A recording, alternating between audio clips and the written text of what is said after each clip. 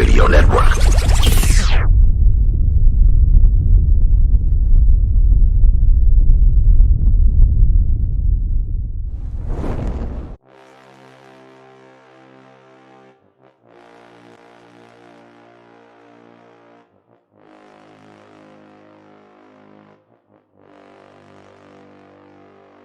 Nick Saban does not play anybody less than his. He doesn't put anybody less on the field than his very best players. Bama does what Bama do. Sorry, I heard a noise. My bad. Somebody just left it on. Left it on my step. That Colorado defense is definitely underrated, but they ended up pulling it out late. They have one of the players to watch for, Isaiah Spiller. Oh, it's better. It's better now. Trust me. Like back in the day, there was at least one murder. So I mean, it's better now.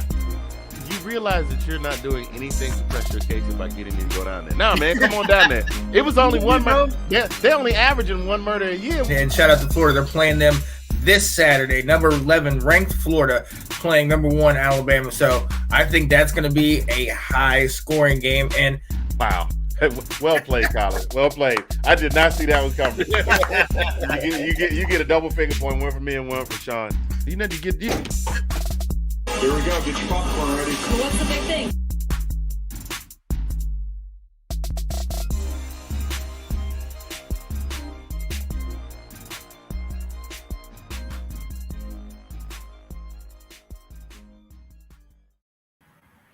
Hey, folks, what's going on? It's your guy, Mr. Fingers, coming to you from Zagnif Central.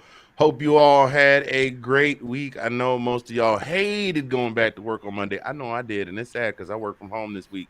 But we're here, and we are here with this week's edition of This Week in SEC Football. I am Mr. Fingers. That guy right there, over there to my right, your left, is, or maybe it's my left and your right, what the hell ever, is the homie, the ace, that guy, Colin P., the brother from another. What's going on, my guy? Not much, my man. How you been? I've been doing pretty good, man. I've been trying to, like I said, I've just been trying to keep things, keep it on the level because it's been rough getting through this week after having only worked 3 days last week, then had to put in a full week. Hey, man, lucky you. I had to work both Thanksgiving and Friday and Saturday, so I had to work all 3 of them days. You probably were off. So. Yeah, I know it sucks sometimes, but you know we make that Christmas money, man. You know, you got a kid, you gotta make do, right? But I mean, you got a kid. Mine aren't kids, but I got 4 of them, and they all going to at least want some money. And I got a wife. Yeah, and I can't not get something from my Dukes and Pops. So that's right. You know how that go. Yes, sir. You know how that goes. So, man, what a week it has been, bro. I mean, it is Thursday. The news broke on Sunday. How does it feel? I have to imagine that the folks in Norman, Oklahoma and all over the Sooner State are getting a little nervous right now because Lincoln Riley was the first one the first domino. You know what I mean? Yeah. He was the first domino. And he already was at his new job come Monday afternoon. I mean, they had the press conference and everything. And then the next domino was Brian Kelly. Actually, let me back up. First domino, I had to back up a few weeks. The first domino was Ed Orgeron, as far as the major college programs in a Power 5, Group of 5. Ed Orgeron cut loose. Right. Well, and then Dan Mullen fired. And then Lincoln Riley leaves. And then Brian Kelly leaves. Right. Now, in that time span, the LSU spot has been filled by Brian Kelly. The Virginia Tech coach got fired, and he was replaced. And Savannah State lost their head coach, Sean Quinn. Brian Kelly got replaced. Yeah, Brian Kelly already got replaced, and Dan Mullen already got replaced. Right. Meanwhile, Oklahoma's still going, but I want somebody to play with me too.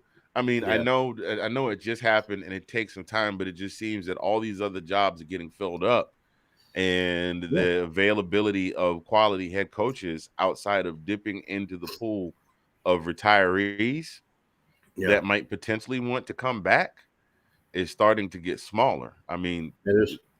I heard there was a rumor that Matt Rule, that they were looking at Matt Rule, Panthers head coach. So, Oh wow. yeah. Yeah, I mean that kind of goes along with what I was saying last. I don't know, it was last time we talked about. I think it was Monday, but yeah, the amount of coaches available, the higher caliber coaches that are available, are becoming smaller and smaller.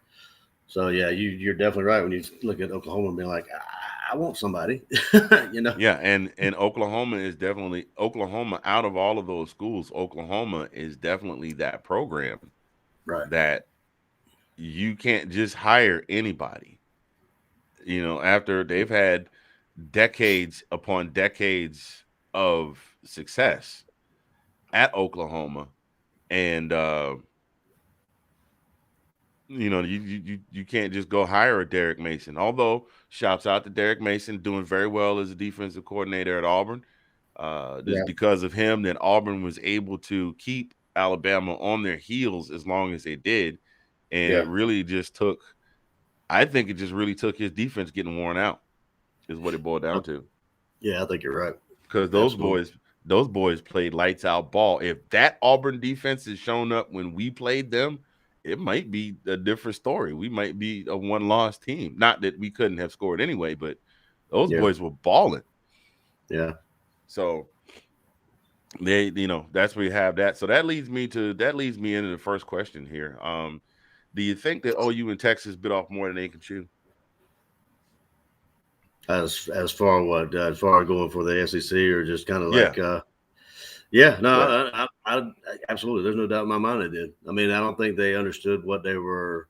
I mean, like we previously spoke about, I mean, that TV money and that extra money might be great, but I mean, you got to look at how long it's going to take you to kind of fit in to the caliber of the SEC program. You don't have. We've said several times. When you have. Maybe we can leave Vanderbilt out of the conversation a little bit, but I mean, you got Kentucky's on the rise, Ole Miss, Miss State. I mean, you look at all these teams that have, in the past have not been that great. They're getting better, and it is SEC any given Saturday that we've always said. You never know what's going to happen. So, and as long as they keep those coaches, they're going to continue to get better. I mean, Kentucky definitely took a step towards solidifying their rebuilding by signing Mark Stoops to an extension, and he got a nice fat extension, so he's definitely coming back. So I mean, in the East, you've got Kentucky. Florida's going to be rebuilding. We already know that, but even still, they still made bowl eligibility. But you've got Kentucky, you got Tennessee. On the East, on the West side, you've got Mississippi State that definitely did better than we thought they would.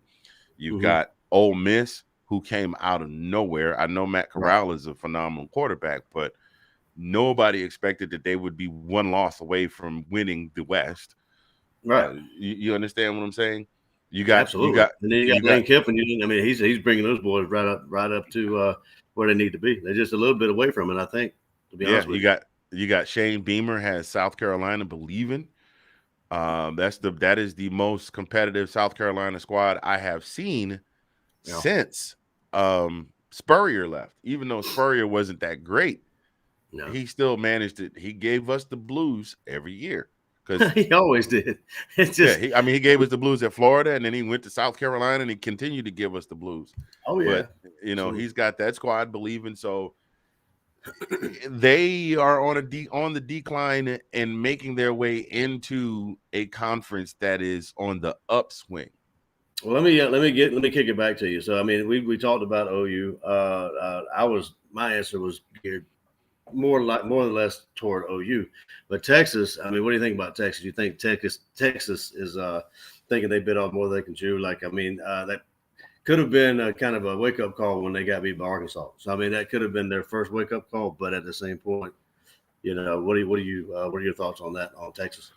I will give it to you about both of them. I think they both bit off more than they could chew because the announcement was made back in July. So we're talking 5 months ago now. The announcement was made, and it caught the entire Big 12 off guard because Great. nobody knew. I don't know how something that big they managed to keep that secret for that long, Right. but it caught the It did, entire it did big. seem like it did seem like it kind of jumped out of nowhere to me. So, Yeah, I mean, you I know? was on my way to work that morning when the news broke on the radio that they were making a jump to the SEC, and I was like, "Holy crap!"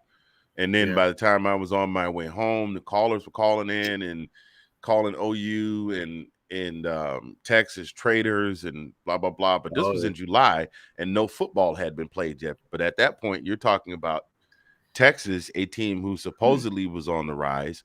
You're talking about, they had gotten rid of Tom Herman. They brought in Sarkisian, and an Oklahoma team who was just dominating that entire, Oklahoma was doing to the Big 12 for the last 10 years what Clemson has for the most part done, except for this year in the ACC. Absolutely right. Yeah, I couldn't agree And more. then Yeah. and then on top of that, I know they didn't foresee they didn't foresee Texas being as bad as they were, and they definitely didn't foresee Lincoln Riley leaving. I didn't even know he had just been signed to an extension. They had just signed him to an extension. Mm-hmm. So I definitely think they both, now in retrospect, they both have bitten off a hell of a lot more. I know this much. I know the Big 12 commissioner's having a good laugh about it. Yeah. Because Yeah. the first thing he did, he went out and he got 4 more teams to come and join the conference to try and rebuild the Big 12.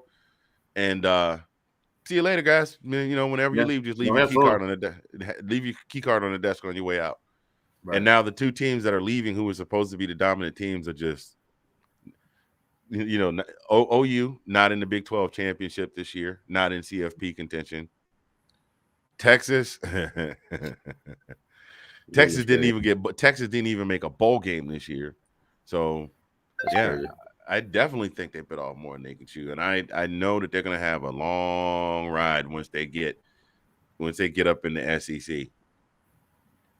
Yeah, it is going to be interesting. That's for sure. But I would like to see both their schedules. I kind of like to see what they were who they would play the first year or so, and just see if they're potentially they could not win a game.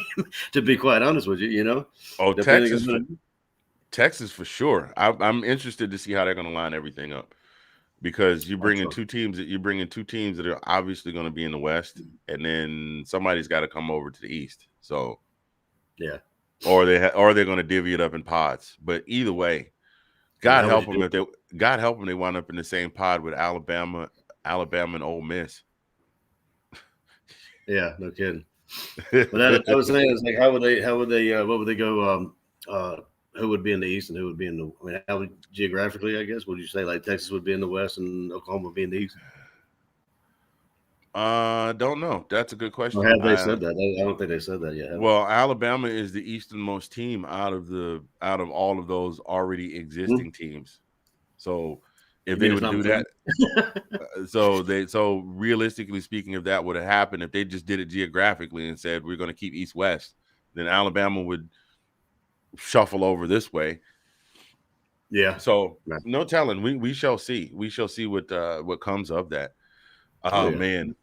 So let's go ahead and just get to the elephant in the room. Again, if you're just joining us or if you came in a little late after the introduction, thank you so much for joining us for this week in SEC football, which, ladies and gentlemen, is sponsored by our marvelous show sponsor, DJG Enterprises, DJG Enterprises, and GreekGans.com, providing you with your custom gear.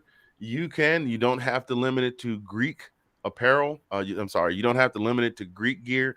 You can get these laser engraved cups that you see up there at the top. You can also get the Afghans that you see in the bottom right-hand corner. They can make those custom to any school you want. Bear in mind, can't do logos because the logos are copywritten. But if you want some sort of Georgia, Alabama, Mississippi, Ole Miss, Mississippi State type stuff, they can make that happen for you. So go over there and visit www.greekgans.com today. Oh, man. So conferences, the conference championships are set. We already talked about this on Monday, but we all know where the big dog is. No pun intended. No pun intended. It's the Georgia versus Bama game because this game is the one that has the most influence on how the rest of the CFP lines up. Assuming that Cincinnati and Michigan State both win their conference championships, then it's all up to who wins between Georgia and Bama. So I'm gonna let you jump in first. How do you see this thing going? Like, let's just talk about first of all what the keys to the game, because we've talked endlessly all season. You guys know what Georgia can do. You know what Bama can do. So what do you think of the keys to the game for us this week? I mean, I kind of touched on this a little bit on Monday, but I mean that I feel very, very passionate on us, like playing full 4 quarters of football. Not giving it up, because every time that make it even Wait simpler. a minute. Hold on a second. Play to win, not to lose.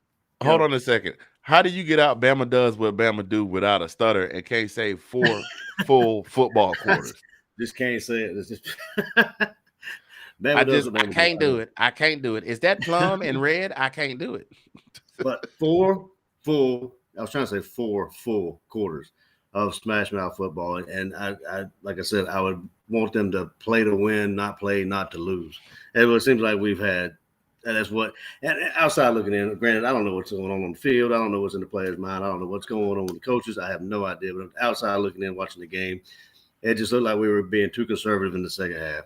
And that's what I'm saying, going, prevent on the defensive side of the ball, going prevent when Russian was actually doing well. We were getting to the backfield. We were getting to the quarterback. Don't give up and don't stop doing what's working. That'd be the keys of the game for us.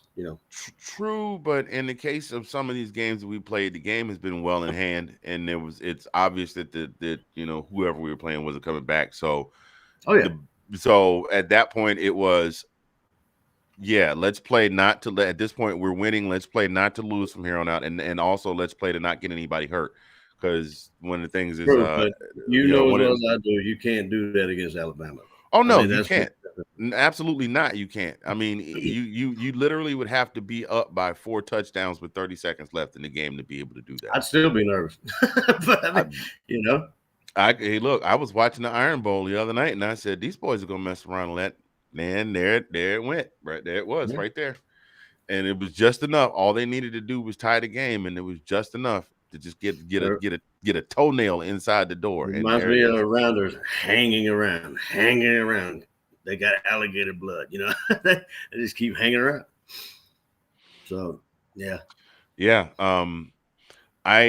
are a few things that I looked at. There were some things that I listened to a lot of different things. There were some things that I looked at, and some of the keys to the game for me is that we got to keep Bryce Young on his heels.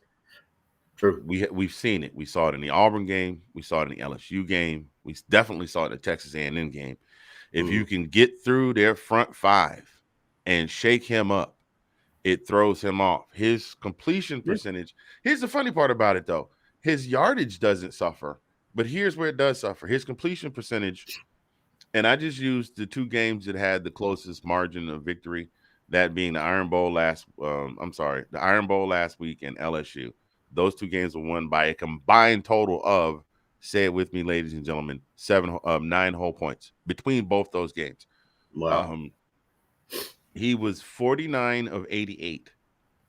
That was his completion percentage. That's right. That's dead on 50%, isn't it? Yeah, almost. Now, the kicker is he still threw for 619 yards in both those games, but he also only threw for 3 touchdowns. Now, what saved him in those games was the running game, and we'll get to that in a minute. Now, if I looked at their 2 largest victories against New Mexico State, who I think are still taking a long way home, and Mississippi State, he was 41 of 51 for 618. He's 618, so he's consistent with his yardage, but he also has more leeway to make his reads. He threw for 9 touchdowns. So if you can keep him on his heels and keep him running and disrupt his progressions, he's still able to scramble. He's still one of the best scrambling quarterbacks in the league. But he actually he doesn't run. he scrambles and tries to make a play downfield. That's big difference between him and Matt Corral. Matt Corral will just take off running. And he's effective at it because he's fast. He's a big guy, he's fast. But if you can disrupt his reads, you throw him off. And that's the key. One of the keys to winning is to keep your opponent from scoring. Right. I mean, that's been the key for us all year. Even with Clemson, that game, I think that was our closest game all season. Was it 9-3? Yeah. I mean, 9-3, but they kept Clemson out of the end zone. So that was the difference maker. Yeah. And to what you're saying, yeah, exactly. We've got to get to the backfield and, always, have the quarterback make those bad decisions, but we have to be careful because, like you said, he's a different quarterback than, he can take off running, but then he still has his eyes down the field. So he can still pick up, then that brings into question, if you want to say into question, our secondary. So our secondary has got to be mindful of just because you see him running doesn't mean he's going to, tuck it and run, unless he gets across the line, the line of scrimmage. So you need to be mindful of him, firing that ball to where, basically making a play, like you said. Now, one thing that actually surprised me, our pass defense ranked second in the nation. Wow. 8.85 yards per completion, for 151.9 yards per game. So I mean, now let's be fair. That front seven is nasty, and they're in the backfield. Like they've got the closing speed. You see how many times this season against how many opponents have you seen a quarterback try a screen pass in the flat, and by the time the ball gets there, Nakobe Dean is flattening, pancaking the dude. Right. You get what I'm getting at? So absolutely. That I was going to say, attempts. Does it have an attempt? I mean, I don't think it has that kind of category. I don't know how many attempts they were targeted or whoever or whatever, but. I know there's a stat out there for it somewhere. If you are watching this right now and you are a statistics geek and you are willing to spend a couple of days because the game's on Saturday, crunching some stats for us for free because we work on the budget, crunching some stats for us. Hey, we'd love to have you crunch some stats. Well, the only reason I was bringing that up is like you mentioned that stat that number of 109 yards, but I mean. How many times were they throwing the ball? You know what I'm saying? When our defense is in the backfield so often, you know what I mean? How many? I would like to see the percentage. You know what I mean?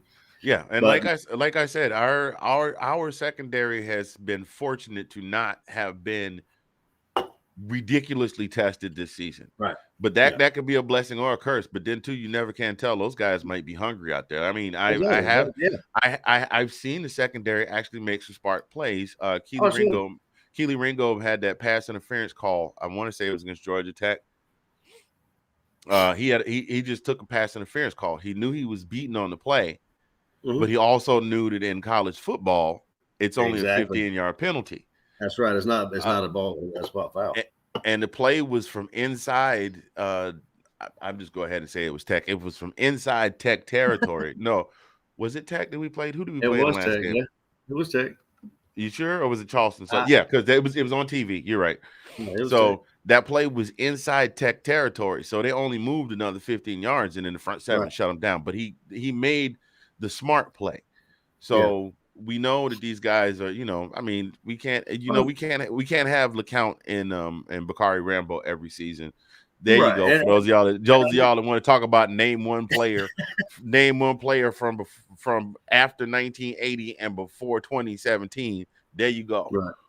Bakari Rambo used to be flying around the field. I wish he had gotten more of a career in the league. I don't think he's still in the league, but still glad he got a chance to play. I think that I definitely think that the secondary is going to have to step up. That's the other thing is the secondary is going to have to step up because Bryce Young, once his arm gets going, it's almost like you can't shut it off. I mean, how the hell did he manage to throw for 300 some odd yards and they only scored one touchdown in regulation? I was looking at that. He still threw for 300 yards. Mechie had 150 yards receiving. Mm-hmm. Yep. And maybe I need to clarify. I'm not down in our secondary by any stretch. And I think you hit the nail on the head where maybe they're hungry. You know what I mean? Maybe they're not getting the respect, if you want to call it respect, that they think they deserve, and they want people to throw at. They want Bryce Young to throw at them. You know what I mean? And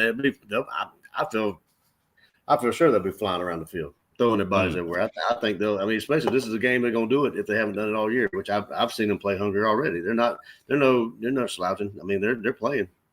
So yeah, I just want to clarify that. I'm not saying our secondary, by any means, absolutely not. You think those DBs haven't been mad to see all them linebackers and D linemen wearing the Savage pads all season, and they haven't had a chance to get to wear it not once? Right, absolutely, and I hope they do. I hope they get their chance. Yeah, I hope they have that 4 or 5 picks and turnovers out, at the end game. So I mean, that bunch of fumbles and whatever. I mean, I'm excited for the game. I mean, and to be fair, Kirby is definitely more of a defensive-minded guy because that's what he did when he was head coach. When he was not head coach, when he was a coaching assistant under some guy that sells insurance that happened to be a head coach in some city in Alabama. Blue jacket. Yeah, he wears that blue jacket. He's on the guy that Deion Sanders let be on the TV commercial with him. I heard he likes it. Yeah, I heard his wife allows him to have an oatmeal pie on Sunday if they win on Saturday. So that's actually a true story. I think he's made reference to that. Like, Miss Terry, she lets me have my little Debbie's on Sunday. Absolutely. So, yeah. So that is one key. Another key that I think, and the reason that is important, that we need to keep Bryce on the run. If they get to the point, if the defense gets to the point where the passing game is ineffective for Alabama, Brian Robinson right now is day to day. He pulled. It turned out he didn't tear anything, but he did get a good tug on his left hamstring last Saturday in the Iron Bowl. So he's questionable, and he definitely is the workhorse of the rushing offense. Right. So if he can't go, if they can shut that down and he can't go, now we do know that Bama's all about next man up. We've already heard the stories, which I'm sure will become legend, about Nick Saban walking the sidelines going, I need one of you guys to step up. And who the hell knows? I mean, Brian Robinson waited 3 years to get a chance to step up. And boy, howdy has he. So it's important to keep Bryce Young on his heels, because if you shut the passing game down and the run game is not ridiculously efficient, there you go. What else we got? We talked about the defense and containing the long passes. I mean, he's got Williams on one side and he's got Mechie on the other. Between the two of them, they have combined for 2,300 yards receiving this year and 20 touchdowns. And that's a dangerous combo. Absolutely. So, I mean, maybe we discussed this already, but who's the backup of Bryce Young? I don't even know at this point. I was going to say, I don't know if we haven't talked about that. I'm not saying it. Yeah, I was just trying to figure that out, because I mean, and I was just going to bring up that in years past they've had a luxury of quarterback, our normal conversation with quarterback switching, the tandem there. They don't have that this year, and this is one of the first years in a long time they didn't have that. In my memory, you know what I mean. But what would happen if, say, Bryce Young actually got hurt, or anyhow, we actually, Big 99 got on him and laid on him for a minute. What would happen? We're going to talk about him in a minute too. To be completely honest, man, after the last national championship game, I wouldn't be celebrating if Bryce Young got hurt, because who knows who he has in the back that we got no film on. He probably got a place kicker saying, "Oh yeah, we just gonna put you as a place kicker, and we're gonna pull you in when nobody expected."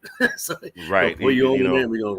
It would not shock me at all. It would not shock me at all if old Nick has got him a Taysom Hill and hiding somewhere. Oh yeah, that's one of the reasons why Taysom Hill was so effective when he first started playing, was because nobody had any tape or film on him, and so he'd show up and he'd play quarterback and he'd play wide out and he'd play place kicker and he'd play punter and whatever, So. There's no telling. I wouldn't put it past Nick to pull out all the stops, because this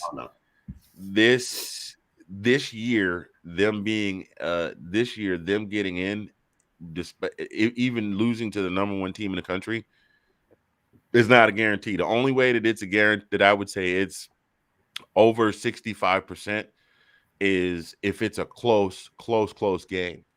But if we blow them out, they're not getting in. So he's probably going to pull all the stops. Yeah. And Kirby has to be prepared for that.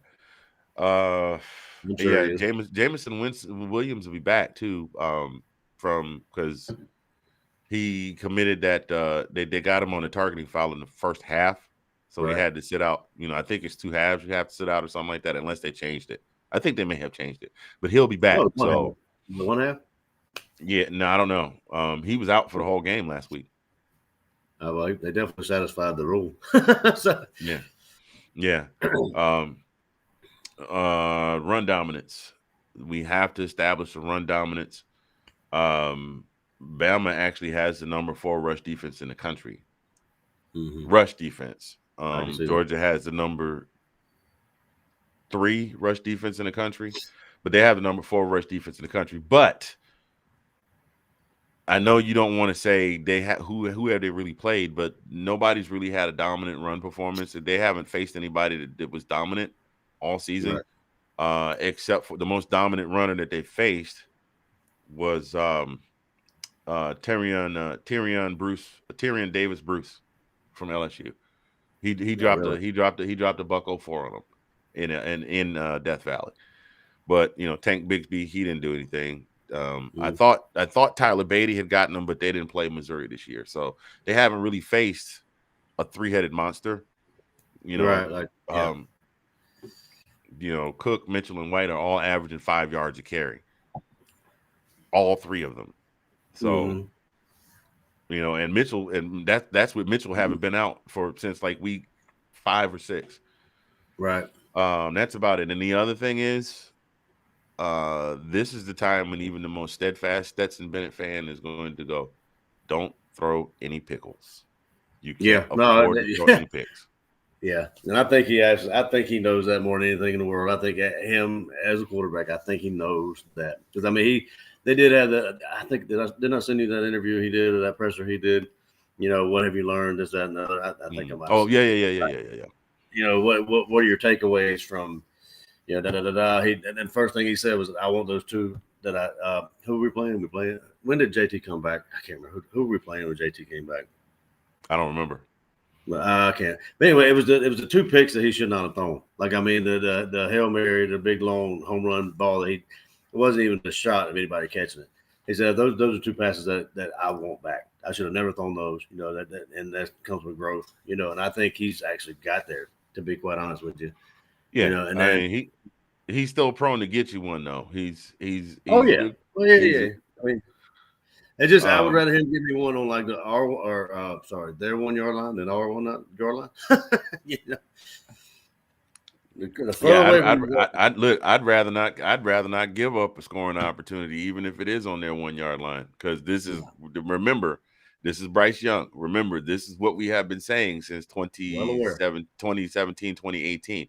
We need to play Bama. For the first time in ever, we actually want Bama. Not that we're scared of Bama, but Bama has held the high hand for a long time. So that's the thing. We won't be. We'll be talked about, and we will be the GOAT. Until we beat them. Not the good GOAT, the other GOAT. Right. Until we beat them. Now, Bama's pass defense is ranked number 42 in the country, but they have managed to scrape up 13 picks this year. So. Now the plus side of that is they're only allowing 213 a game in pass yards, and Stetson doesn't have flashy numbers. I think his highest he's averaging about 250. So that's right. If he can get his numbers with minimal mistakes, and our defense can keep their offense off the field and force a lot of 3 and outs, and our offense can make some stuff happen. I sincerely see some. I see this going our way, and a lot of pundits are. What's the line on the game right now? I mean, it was 6.5 last time we talked, but I will check it out right now. Yeah, it was 6.5 on Monday. I'm sure it's moved a little bit since then. Oh, I don't think it has, dude. I think it stayed there.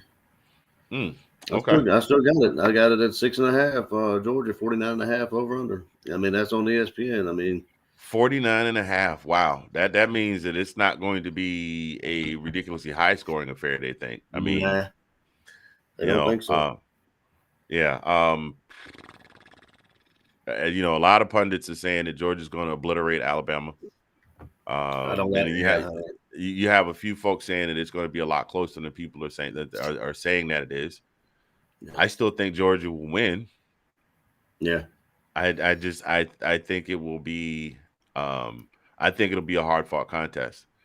yeah. I think It it'll be a just hard fought depends. contest with a lot of respect shown on both sides of the fence once the game is over. Absolutely, yeah. I mean, that's the biggest thing. I mean, they both respect each other, and I mean, you heard what Saban said in his press conference. He said even about Stetson. You know, but I mean, you can take this with a grain of salt. I mean, it is what it is. He is Saban. It could be legitimate, it could be real, but it could be just kind of feeding that dragon type of thing. But I mean, I don't know. It's just I'm with you though. I mean, I think, and it goes back to that that ESPN quote. You know what I'm saying? I really don't know. I mean, like it could be a field goal affair, but it could be a beatdown. Like if we get, it just depends on what happens. Like I mean, there's a lot of turnovers. If it's really a really tight game, it'll be a low score one. But if there's turnovers, if we're able to do what we need to do, what we're planning on doing, you never know what's going to happen. I mean, it could be. Oh yeah. And Kirby's not going to let our foot off a break. I mean, like he's gonna, if we start scoring, we're going to score until we can't score no more. And I can't blame him. I mean, Yeah, I just hope he's kept the boys' heads level because we've that goes we've along been with what I'm saying. Play to this win and not play not to lose. You know what I mean? That kind of thing. yeah, we've been there before. It was just a few years ago when we were about 8-9 games into the season and Georgia wound up ranked number 1, and the first thing we did was lose the next Saturday to Auburn. And that one hurt. Yes, it did. It wound up not hurting our chances of getting in the championship game, but that one hurt. Yeah. So I think the thing is, as long as these guys can keep their heads level and everybody can focus on the goals and all of that stuff, I think they'll go out there and they go out there and they give their 180% best effort. I foresee Georgia not only winning the conference championship, but winning the national championship. And let's throw that out there too. Let's just be like, please, easy on the injuries, like you just said before. If we're getting out there where the game's in hand, let's don't do too much of foot on the gas. Let's kind of be a little bit conservative till we get to that national championship. Then we go all out. This game is important, but it's not the most important. It's important. Don't get me wrong, but we want to have the people available, the players available to win that natty, to get right. You don't want to wind up having to play short some of your best players. Exactly. Speaking of best players, I saw a video clip with Nakobe Dean. He was in high school. This is when I think he was getting ready to come in, and that was the one. I forgot who his boy was. It was with him. Rise Knees something, whatever his name is. You know who I'm talking about, right? You know the clip I'm talking about. And he's like, he's like, the thing me and him was talking about was we want to crush Bama. We just want to crush them. And mind you, he hadn't even set foot on campus yet. I think it was I think it was their senior year, and they were getting ready to graduate and going up to Athens. And he said, "We want to beat Bama. That's what we want." Yeah. So I mean, that's what everybody shoots for. I mean, to be the best, you got to beat the best. It's got to. Yeah, I know we tease Bama fans. I know we tease you guys a lot, and all of the stuff that we say about Bama fans and Alabama, but you know what? It is true. Alabama has become the gold standard to which everybody else in the SEC aspires because, I mean, Nick has taken that program back to – he's taken it back. They got the hardware. He's taken it back to the prominence and respect that it had when some guy named Paul used to be the coach there. You know, the dude with the hat and the jackets, that guy.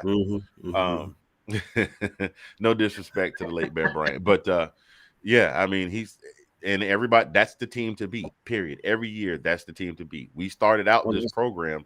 Sean and I started out this program. The very first show, the question was, who can beat Bama? Little did we know it was going to be Texas A&M at that point. But but it's funny, though, because, the people that you don't expect, it comes out that the teams that you don't think are going to beat them end up beating them. At some point of a year, you got A&M, you got Auburn. That what do you call it? Your famous name for that game where they kicked the field goal and the kick six. The kick six. Yeah, there you go. But that one, I mean, there's always when they do get beaten. It's not like they can't get beat or they can't be beaten. It's just when they do, it's kind of just a crazy scenario. You know what I mean? It's not. I mean, well, I wouldn't call A&M a crazy scenario. I mean, they pretty much have them out of the gate. I mean, like they had their number out the gate. But yeah, and we have said that all season long too. Is any given Saturday, if that team that you're looking at going, are we going to mop the floor with them? If you let them come out and punch you, let them come out of the gate and punch you in the mouth a couple times really, really hard, you might not be able to recover because you don't know what kind of power they're packing in that punch. Right. It's like all those videos you see on World Star where some nerdy looking dude is getting picked on by the thugs. Like, yo, what you gonna do, son? What you gonna do, son? And then he squares up and the nerd just cold cocks. Pow! And everybody's like, oh! The little skinny dude that was picking on that big guy you did at school. Did you see that one? Where he just picks him up and just body drops him on the bench, the concrete. Oh, bench. Right. Yeah, that was the one from a couple years ago. And he gets up and limping. Yeah, he had his head and his forehead and his face and everything. What you gonna do, man? What you gonna do? Running crying to mommy? Oh my God, who gave you that backpack? Where did you get that from? And that kid just went RKO out of nowhere. Exactly. He weighed about 70 pounds. He picked him up like one arm. I was watching that at home, like I was like, remember Eddie Murphy and Mr. Robinson's Neighborhood? Yeah. Yeah. Absolutely. I had no answer for that. I was like, oh, I was so shocked. And I know my wife is not a fan of all these fight videos. So I was like, baby, you gotta see this. You gotta see this. And she was like, all she had to say was, oh my. That was me. I was like, oh, that looked like it hurt. I thought he broke his leg. He had to have broke his leg. I mean, the way he threw him down. Holy smokes. Yeah. But I mean, that is absolutely the point, though. I mean, it's just that is. And like you said, we give, Bama fans or whatever, we both have, mutual Bama friends and that kind of stuff. And our Bama fan friends that, that's the nature of the beast. I mean, if you're the best team in college football, how many years? I mean, they've had how many national championships? They got 4, I think. 6. They got 6. They got 6 under Nick. No, under Nick, I know, but I mean 4 at Bama, though, right? 4 at Bama? No. How many does Alabama has 6 national championships in the last 10 years? Nick Saban has won 6 national championships at Alabama. Okay, so that's in addition to the ones that Bear Bryant won, and then who was the other guy that won the other one? Gene Stallings. Yeah, but Saban also won at LSU, right? Did he have one before that too? Yeah, he had one before at LSU. But just at Bama alone, he's won 6 at Bama. And then Stallings won 1, and I can't remember how many Bear Bryant has won. So they have a trophy full of hardware, a trophy case full of hardware. Oh yeah. Well, I mean, they're like New England, the New England of college football. I mean, like they've got all. The irony is, especially with Nick and Bill Belichick being buds. I got a partner of mine that hit me up late last night. I was knocked out when I woke up this morning and went to turn my alarm off. You know how you get the Facebook Messenger alert with the little thing in the side, and I clicked it and it said number 2, son. I was like, okay. I'm like, all right. Like, yo, shout outs to my guy Chris, man. Appreciate you, bro. Hey, Chris, keep climbing the stairs, bro. You'll get there. But yeah, yeah, I was like, yo, for real, like, did my homie just go all full gangster on me? Like, number 2, son. What set you repping, son? I was like, okay. All right, it's like, yo, the game's like still 2 days away. Let's calm down a little bit. I feel some kind of way about the way I'm being treated right now with all this. Yeah, but did you really? No, go ahead. Did you really think that Alabama would be? Well, Alabama was 2, right? In the city. Yeah. Okay. Did you really think there would be any other than 2? Do you think they're going to be 4? Anything in your head? Did you actually think there would be anything? Really? Well, yes, because I'm still that 1% that likes to believe that the folks at the CFP will do the right thing. But practically speaking, from the practical part of my brain was like, Bama's going to be number 2. Watch. Yeah. There's no way with Cincinnati being undefeated. Yes, they don't have the same resume as Alabama. You got 2 undefeated teams in FBS. And that's Georgia and Cincinnati. And that is not an easy feat to do, even if you're playing at FCS level, even if you're Division II. I don't care if you're playing Pee Wee ball. It is hard to go undefeated. Yeah, I mean we're the only two. I mean, us and Cincinnati are the only two undefeated, right? They're undefeated, and every time the CFP try to find a reason to knock them out of the or not rank them, they just go in. Oh, see, well, I wasn't really impressed with what they did. Oh, but they won again. Oh, well, they did a little better, but they weren't playing. They won again. Oh, well, we got to. And then it got to a point, and they would just. I can imagine the committee going, we gotta rank them, or they're gonna riot. Like we gotta bump them up, or they're gonna riot. Yeah, Because at that point, you got Ohio State with a loss, you got Oklahoma with a loss, you got Oklahoma State with a loss, you got Michigan losing, you got Michigan State losing. Who else? Clemson was in the toilet. Like, I think the CFP just really struggled this year with the fact that Bama had a loss to Texas A&M and has struggled in some games. Clemson's out of the running. Who's the other team that's always sitting up in there in the middle of the Kool-Aid? There's Bama, Clemson, Ohio State, and who else? Well, I mean, I forget. But anyway, that's my point. I think the committee really struggled, and I think that the committee is secretly hoping. I would not be surprised if they are secretly hoping. Please let Cincinnati lose this week so we can be done with this whole mess. I want Cincinnati to win just cause. Absolutely. I personally want them to win just cause, so that the CFP would have to sit there next Sunday and go, well, we can't not. They were hoping. I want them to move up to 3. That way, Michigan or Alabama had to play them, and then we would play. Who's the other one? Michigan would play them, or no, Alabama would play Cincinnati. We'd play Michigan. That's how. Well, you know how mad and they had to be pissed off that Ohio State lost. Oh yeah. Because Ohio State lost and Oklahoma lost, because Oklahoma was probably going to leapfrog some people if they at least won Bedlam. Yeah. Well, Ohio State and Alabama are ESPN's like golden children. I mean, like they fall all over both of those teams. I mean, like it amazes me, and they have absolutely no love for us at all. It doesn't seem that way anyway. Nah, they got love. They got respect. How about that? They have respect for the program. Maybe this year. I don't think they have that love for them though. No, they respect the program because they always give them accolades when they do well. But it's not like Kirk Herbstreit. It's not like when Kirk gets on there talking about Ohio State. Like, you could just tell when Ohio State is doing well how he's all swelling up. Last Saturday he was sitting there on College Game Day just all swelling up and everything. And I was like, I wonder what he's thinking about this game. Matter of fact, it was so funny when they were talking about was it Desmond Howard when he did the Heisman pose? Right. The Heisman pose game when he ran that kickoff back. Yeah. And Kirk Herbstreit was like, "This was me on the sidelines." and then they cut to a still shot, and he literally was standing on the sidelines watching Desmond Howard run down the field. Hey, that's good stuff. I do though. I sincerely think that Georgia has a good chance of winning this game. I mean, there's a lot. I'm just saying, let's take it one step at a time, though. Let's get this SEC, and then we'll worry about the other. Yeah. Now we mentioned the defense, and that brings me to something else, bruh. How about Big Baby in the showing that he's having in the Heisman fan vote? That's amazing, and I did see that before you actually brought it to my attention. But that's. And I had no idea though. I didn't really know until you told me about the fan votes actually take it into account. I didn't know it either. I was because I had to research it at first because I was like, oh my God, we get to vote. And then I looked at the website and it was like, well, give your cast for who you think would win the Heisman. And I still don't know for certain. I don't know if that has a tie-in or not.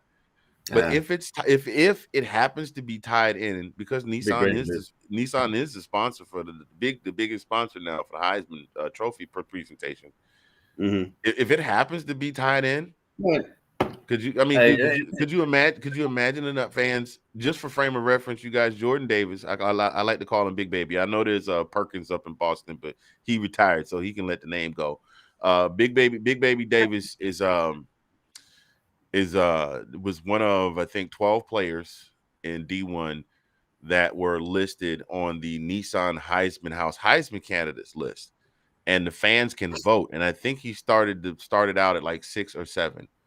And the fans are starting to come out in droves. You can vote once per day per device. So that means you can vote from your laptop, your mama's laptop, your sister's laptop, your Yeah. phone, your phone. If your homie got a phone and a burner phone, you can vote from everybody's device. 1 vote per day per device. So I make sure that I vote from this computer and my cell phone. And I text the wife and go, "Did you remember to vote today?"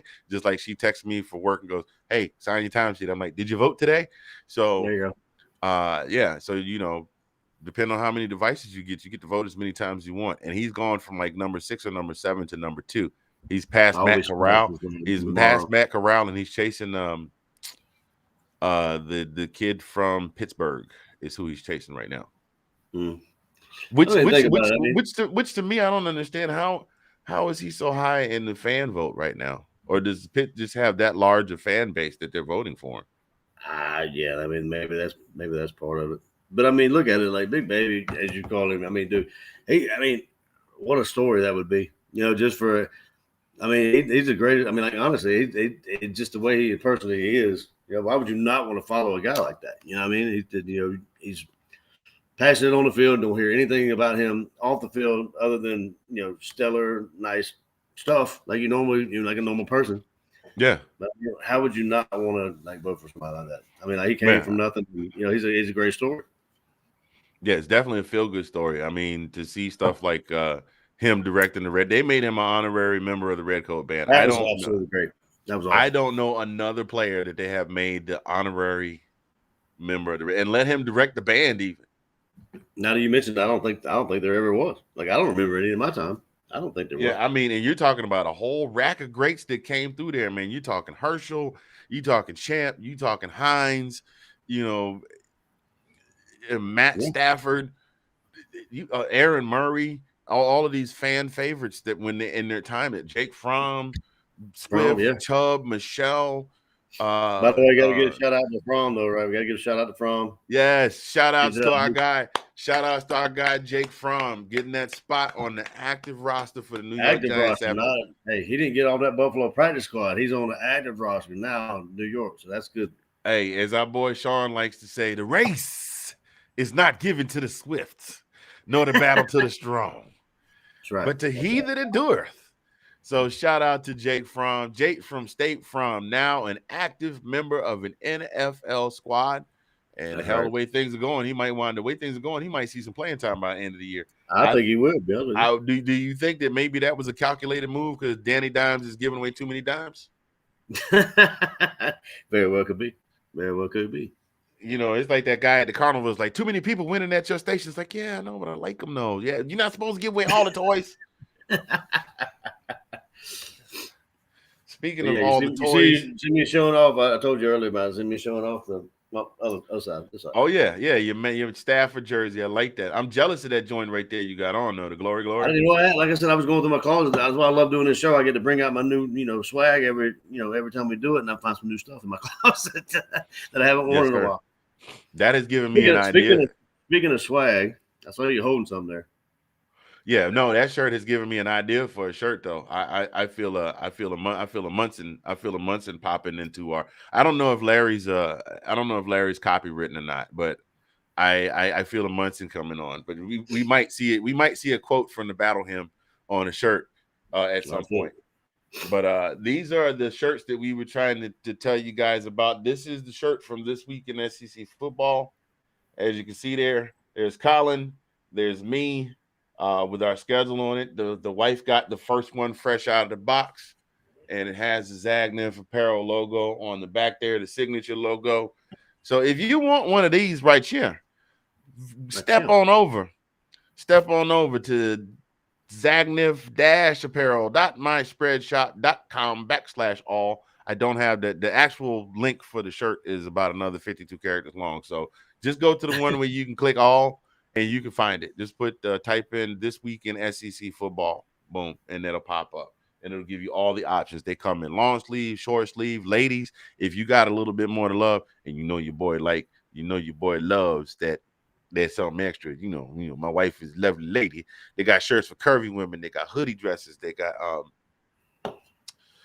got crop tops, fellas. We got long sleeves. We got raglans. We got muscle tees. We got sweatshirts, and we got hoodies, and we got zippered hoodies, and we got hoodies with pockets and hoodies without pouches and all of that stuff.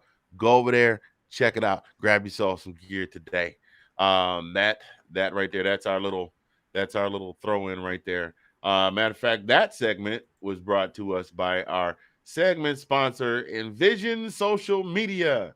Go check them out today. My homegirl, Janika Teller.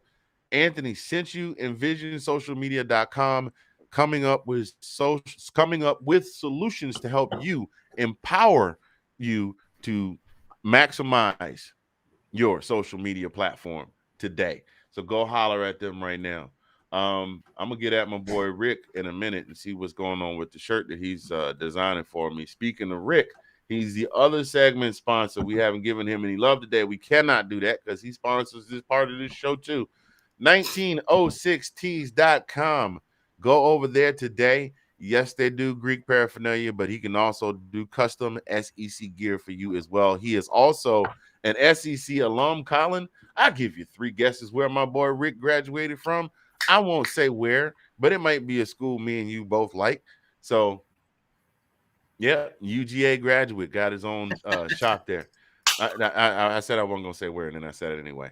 But you didn't give it a chance. Oh, you was right. Hey, you was busy. This right here, that's more important than taking guesses. Pop that top handle business. You know what I'm saying? Oh man. So that's what we got there, ladies and gentlemen. Georgia versus Bama. I know we spent the entire show breaking down the SEC championship, but that is the game that holds the most sway in what direction the CFP will go on Sunday with their voting, because basically with Michigan and Cincinnati is lose and you're out. With Georgia, Alabama, if Alabama wins, Alabama's in, but Georgia's more than likely still in, and that's like 99, 96, 97% right there. I would be floored, and I'd be absolutely surprised if they knock us out after one loss to Alabama. And if Bama loses, more than likely they're out, because that will give them a second loss. But even at that, it would be the number 2 team losing to the number 1 team. Do you see where I'm going with this here? Which is why, again, the practical side of my brain was like, watch some shiggity happen. And it sure did. It's like the number 2 team in the country wins their division, makes it to the conference championships, loses to the number 1 team in the nation in a tight one. How can we keep them out? Real simple, just like this. Bye. You got the, the only way that I see Oklahoma State or Notre Dame not getting in if Cincinnati and Michigan fall is if Oklahoma State loses to Baylor and Notre Dame doesn't play. So Notre Dame doesn't have a game. But if Oklahoma State loses to Baylor and everything else washes like we think it does, like we think it will, because I think Cincinnati's going to win. I think Michigan is going to win. I think Oklahoma State is going to win. If it washes like we think it does and Georgia manages to wipe out Alabama, there will only be 1 slot, and that will go to Oklahoma State.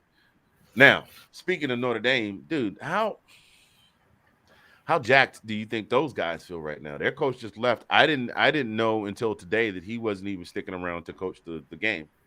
Like, he left. No, he was going on. I mean, like, I think everybody, like, he sent him a letter or an email or something to what I saw. He sent a text message saying, "Hey guys, sorry you had to find this out this way." Was it a text? It was a very long text message. I mean, it was a long text message, and then they allowed him to come back in and speak with the players on. But from what I read, it was really, really, really, really short. Like, if it was like he allowed them to come in, they allowed him to come in and see his players. Yeah, they allowed him to come in and see the players and dap everybody up. As a player, how would you feel? I'd be like, boy, you better get on. You know what? To be completely honest, I would feel a little betrayed. I have to think with the mind of somebody who's 18 to 21 versus somebody who's 51 going, hell, I'm looking to retire. I'm 60. I'm looking to retire soon. Yeah. And they're going to give me $100 million. They're going to give me $100 million. But as an 18 to 21-year-old, I'd be like, you know what, coach? Nah, I'm not feeling it right now. Save it. Be like, save it, go ahead, do your thing. I mean, he had guys that were out doing recruiting that night when the one guy said he was out doing the recruiting. He had just walked out the door of a recruit's house when the news broke. Like he just said, all right, man, I'll get back with you tomorrow. Yes, very nice meeting you, Miss Johnson. Appreciate y'all. Looking forward to having you at Notre Dame. Y'all take care. Got in his car. Did it. Sorry, guys. What the hell? You know what you think? I mean, that's just unbelievable. That if that's what we don't know the real, we don't know the whole story. Obviously, we'll never know the whole situation, but we know a lot of bits and pieces of everything. But I mean, that story you just said, if he just got a recruitment's house, and then fed him all that line of BS, you want to call it whatever, and then just knew what he was doing ahead of time or knew him right then when he was talking to get him to come to the university, and then boom, book out. I mean, that's the lowest of the low, dude. I mean, that's because I don't get it. Because not only that, the guy that was trying to recruit the kid, his job might even be there. You know what I'm saying? Although they did promote someone from within, so I think he's going to keep most of the coaching staff intact. Do you think Freeman's going to be the coach? They're going to hire him as a full-time coach, or is he an interim coach, or is he a full-time? I don't know. I thought they gave him. I'll have to go back and look because stuff's been coming so hot and heavy. And now you have this trend of people making up the fake stories, like literally with the sports and stuff. So I don't know what's what. I'll have to wait and see how it all shakes out. I thought I saw that he was going to be offered the head coach position. So if he does wind up being the permanent head coach, then of course he'll more than likely keep the rest of the coaches and recruiting staff intact. But I mean, here I am at 20 years old, 21 years old, 22 years old, on the verge of an opportunity to play still for a national championship. And the coach just says, all right, fellas, it's been real. I'm out. Good luck. And Sean says deuces. So, yeah, I mean, that's just you'd have, I don't know, me as a player, I don't know how I would react, but I would feel like I'd react in some ways like you need to leave now. I think a lot of players probably had that mentality, like, dude, you need to go. You need to get out that door right now. I mean, just keep doing what you're doing. We don't need to just save it. But then, I mean, then you got to look at the relationship Brian Kelly having with his players, like individual players. Each player, you have kind of a different kind of relationship with. So what do you tell them if you tell them anything, or you just cut it clean break and just say, hey, they'll get over it. Which I would hate to be the case. I think that probably would have to be the case, though, man. You know what I'm saying? Because he's got this new program. He's immediately got to go down there and start rebuilding because, Coach O has done. Oh, man, did you see Coach O hugging the guys while they were singing the alma mater after the game and getting a little choked up? No, I missed that. Great job, guys. Hey, let's sing us a song, fellas. Let's sing us a song. And then they did the alma mater, and he was starting to get choked up because he realized it was going to be the last time he was going to run through that tunnel. I mean, say what you want to say. He had his proclivities, but man, I don't think LSU is going to see a personality of the likes of Ed Ogeron as a head coach. What do you think the likelihood of him going to Oklahoma? Wouldn't that be something? God, well, hey, that would at least close the circle because I don't think it's any more vacant head coaching jobs right now. Oh, except for UVA's head coach stepped down today. Yeah. So who knows? Yeah. Hey, look, I can't say for real how I would react, but I tell you what, I could tell you how some of those recruits, maybe if he had gotten some of those guys from Tennessee, I'd tell you how they would react. Imagine him in the middle of the speech and he gets one of these. Yeah. Exactly. Thank you, Tennessee. Thank you, Tennessee fans, for giving us that because we've been able to laugh at that for the last 6 weeks. Appreciate it. Oh, we forgot the greatest clip in the world. We haven't even. We haven't talked about it because we didn't get around to it yet. But Oregon has got their the Pac-12. Oregon has got their they've got their conference championship coming up this week against some team from some state out west. I forget what did they call them again? Hold on, let me ask our subject matter experts. Did you say Utes? Yeah, 2 Utes. What is a Ute? Yeah. So you know what? I don't know if Oregon will pull this off, and God bless them. And look, if Utah Utah, any Utah fans watching, very highly unlikely, but if you are watching, coach, I'm to the coach of the Utah Utes. If you guys win, I will continue to use this clip through up until you guys play your bowl game. Okay, so this is for the Utah Ute. Did you say Utes? Yeah, 2 Utes. What is a Ute? Let's go, guys. Let's get this job done so we can use this clip for another. I don't know. When do they start announcing the bowl games? Because I wanted to go through bowl lineups, but there's not a whole lot of them that are set right now.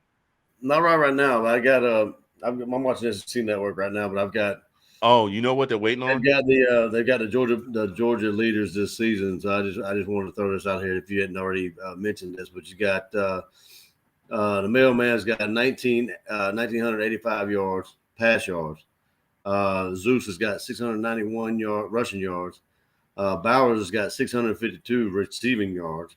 Channing Tindall has 57 tackles. And hold on, what happened? Why are you gonna do this? All right.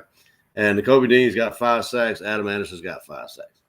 Okay. So I don't. That goes to Adam Anderson. What's going to happen with him? I don't know. I don't know, man. Let's just hope that everything. Let's hope for the best. Let's hope that everything went just like he said it did, and nothing happened. Right. Along the nature of what his accuser said. Right. Just for both parties involved. Absolutely. If it did turn out to be how she said, then of course, he's gonna have to face the music on that one. But I think even if it shakes out that he was telling the truth, I don't see him coming back to the program at all. I don't. How could you? Yeah, I mean, yeah. I mean, I tell you, what though, in this world climate, I mean, I can kind of agree with her. You know what? To be completely honest, though, I take that back. I think if any fan base would welcome him back with open arms, it would be the UGA fan base. But he still would have a hard time getting picked up just because of that following him. I mean, at today's climate, you're guilty until proven innocent, and instead of the way it should be, and in most cases, I'm not saying all cases, but I mean, in the court of public opinion, you are absolutely guilty instead of until proven innocent. Oh yeah, absolutely. Now don't, for those of you watching, don't take this to say that we are vilifying his accuser. No, absolutely not. Not at all. Absolutely not. No, it is just that if it turns out, now here's my hypothetical. We know alcohol was involved. Let's just say it was thought at that point that is what happened, and it turned out that is not what happened, and he's cleared on all charges. I still see I mean, dude, Michael Vick. I agree with you. Michael Vick got out, and we know Mike Vick did it because he admitted to having the whole operation, but sure. He's still vilified. Ray Rice, and then that was Michael Vick was one of the first dominoes. Hold on, that was the first domino, and now then Ray Rice, he was just saying, "Hey, diddle diddle, Ray Rice up the middle," because he ran a game-winning touchdown a couple of weeks before, and then the tapes came out, and Ray Rice has not been back in the league. Ray Lewis. Gone are the days when stuff happened and you didn't even hear about it till after the players retired, like the thing with Mike Irvin in the barbershop with the rookie. Those days are long gone. Yeah, and everybody's got cell phone video now, so I mean, you never know what's going to come. Everybody's all real quick, trigger happy on the cell phone. So, but no, yeah. To your point, I did not mean to sound. I hope I didn't mean to sound that way. Absolutely not. I didn't. No, I didn't take it that way. Everything needs to come out on the table. Yeah, but we had to make sure that we clarify, because we don't want anybody saying that we're he's the dog, and we're dog fans, so he's got to be not guilty. That is absolutely not what we're saying. I don't care what football player for team you play for. You did it. You deserve. If you did it, you deserve to get what you get. Yes. Now but the thing about that is that it's going to be sad for him, because this is something he's devoted his life to doing. Is even if it turns out that he was telling the truth all along and he's cleared of all charges, I don't see him making it in the league because that that will be somebody will go back to that because It'll people are be quick tough. to pull up and research stuff. People will Oh go my back God, to yeah. that. Somebody will bring it up, and then it will be along the lines of, I mean, even let's go back as far as Ben Roethlisberger. For a long time, women were like, "Oh, Ben Roethlisberger, blah Now, blah blah blah," let me and stop. Let me stop you. Did you know? Did I tell you that happened in my cousin's bar in Millersville, Georgia? I remember that it happened in Georgia. So Millersville, that's where Georgia College, where I went to college at, and my cousin's got a bar there. And that happened there because I was sitting at home and I was living in Centerville at the time. And I was sitting there. I think I might have just gotten home from Ned's when you were doing a karaoke show at Ned Devine's over in Centerville. They were sitting in my recliner there, and I saw it go across the ticker. Ben Roethlisberger, Millersville, Georgia. Da da da da. I said, "You got to be kidding me!" Right. Yeah, that was my cousin's bar. So and for the longest time there, after that happened, he said that there was TMZ, all this kind of stuff was around there, whatever. Never really got the whole scoop. I mean, I don't think anybody ever will, but at the same point, I wasn't trying to go too deep in that. But that was just kind of crazy how something like that happened in a place that I knew that I went to school at. So it was kind of surreal. But go ahead. Yeah, it's just it's just one of those things where things won't just go away anymore. They won't just go away like, oh, well, especially not with Twitter and the social networking and all that kind of stuff. Yeah, and those things have been around, but now that people have realized the power that wields, isn't that crazy how much power that does wield though? I mean, that is insane. You can get somebody like Dunzo real fast. Oh yeah. So just for a stupid comment, which I mean, you learn. But anyway, yeah. So I forgot where we were going with this. You were talking about. I don't know. We went off the rails somewhere. You were talking about the game leaders and things like that, the team leaders and things of that nature. But we are wishing the dogs to every member of the dog squad, the coaching staff, safe travels to Atlanta, even though it's not that far from Athens. Safe travels. Hope you guys go out there and kick some ass for the rest of the Bulldog Nation that's been waiting for this moment since time clicked down to triple zeros back in sometime 41 years ago. We won't say that number out loud because we're within 48 hours of the game. That we've been waiting for this moment for quite some time. So go out there and make everybody, as Larry Munson would say, justifiably proud. And we want to wish you well with two simple words that exemplify the spirit of the entire Bulldog Nation. Go Dogs. So Dogs take on Bama this weekend in the SEC Championship, y'all. Hey, brother, I tell you what, you will probably hear me all the way in Oklahoma. You'll probably hear me hooping and hollering. I guarantee you'll hear me because I will be screaming. Trust me. Look, you remember the video from 4 years ago when we won the Rose Bowl? And I was yelling. I was just, how about them dogs? How about them dogs? And I was like, ooh, I'm sorry, neighbors. How about them dogs? Oh yeah. No, I know that one. Was it that one or? Yeah, it was the Rose. It was the Rose Bowl. It was a different game with me, and it was when Brady was a little younger. Like he was a little taller. I can't remember what game it was, but I scared him, and I felt so bad after I scared him. I jumped up. It was like, oh no, it was a Super Bowl. It was Atlanta in the Super Bowl. And we intercepted on the 3 or the 4 yard line, and we ran it all the way back like the first quarter. That was the first quarter of the game. Mm-hmm. And my little son, little Brady, was there. He was just z'ing it up. He was having a good old nap, and I jumped up, screamed. I scared him, and Daddy. And I was like, I'm sorry, man. I'm sorry. Go back to sleep. I'm sorry, Bubba. But he knows. He understands. He understands the red and the black that I bleed right now. I mean, he understands. Yeah, and, absolutely. So, well, I don't really have anything further, sir. I know that we've had a good long talk about this. I think this is the first show where we've managed to just talk about one team the whole show. We do promise we will get back into that's what I was going to talk about. We will talk more about the remainder of the SEC as the bowl seedings are announced. It just dawned on me why they haven't done that yet, because they're waiting on the conference championships to take place this weekend and the seeding in the CFP to see who's available to go to the bowl games. So, having said all of that, we'll get back to SEC talk next week. And we did do SEC talk this week just because, it's the dogs. But we'll go back around the horn next week and see what we think about how everybody, except Vanderbilt, is going to do in the bowl games. And I think do that. I think we pretty much we talked a whole lot on Monday, so we kind of exhausted a lot of the things that we kind of devoted, and I'm glad we did, to a lot of the Georgia stuff this yeah. Well, why don't episode. well what do you think about next week? Why don't we do this? Why don't we just hold everything until next Thursday, so that way we don't talk ourselves? Because after all the championships are done, there's even less games to talk about, except for the bowl seedings. We'll have the championship seedings to talk, because they're not going to, because we're going to talk on Monday, but the playoff seedings aren't until Tuesday.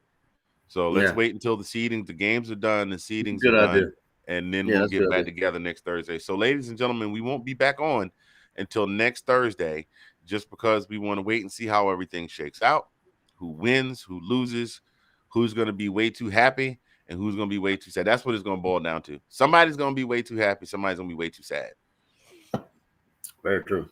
So, and you want to see who shows up. So we'll see that. Who will show up and show out, and who will shrink back. We'll find out this Saturday. Anyway, that's going to do it for this week's episode of This Week in SEC Football. On behalf of myself, Mr. Fingers from Zagnif Central, my brother from another, Colin P., we appreciate y'all for tuning in. Thank you so very much. Don't forget to go over to the website that I told you about and get yourself one of these beautiful This Week in SEC t-shirts. Got my face on it, got Colin's face on it. I was kind of mad because I had designed it, and what I did was I took Colin's face and put it on Mark Richt's body, and it had a hairy dog on one side and Uga on the other. And then I was like, oh, those are trademarked items that I can't use for profit. So I had to chop them out. So it just looks like, I got a bigger head than I usually do. I didn't realize my head was that big, but well, the next ones that we make, we're gonna get some nice body shot, because every picture of you, bro, I tried to do it. Well, the body. Don't get me wrong. I like Rick's body. Rick's body is a lot better than mine. I mean, the head's just a little bit too big. I'm just saying. All I'm saying is, I tried to do a Facebook grab because I didn't want you to be at work and be like trying to get I wanted you in UGA gear, because you normally have some on everywhere you go. And I wanted to get like a good torso to head picture, but every picture of you was like leaning over somebody or hugged on somebody. So I either had to cut off your arm, or you got no arms, or you just look like a armless dude laying on top of somebody because of the way the picture would be cut. And I was like, let me just grab his face. Let me just grab his face and throw it on Mark Richt's body. Let me just call it a day. Just grab a screen grab right now. That's all. The only problem with doing a screen grab now is because we're doing a video and it's not in 4K. It's not in 4K. By the time I crop it and go to put it, like, it'll be pixelated. I tried that. That was the first thing I tried to do. Oh, okay, I got you. So we're gonna have to get a good quality picture of you, like in some Georgia gear. Like maybe hit me with one on Saturday. Get B-Man to take a picture of you in your gear. Like, let's go. You know what I'm saying? And then that'll be the next shirt. Anyway, y'all, I got you covered. Anyway, y'all, we will see you next Thursday. Until then, be good to yourselves, be good to each other, and oh, by the way, go Dogs. Go Dogs, baby.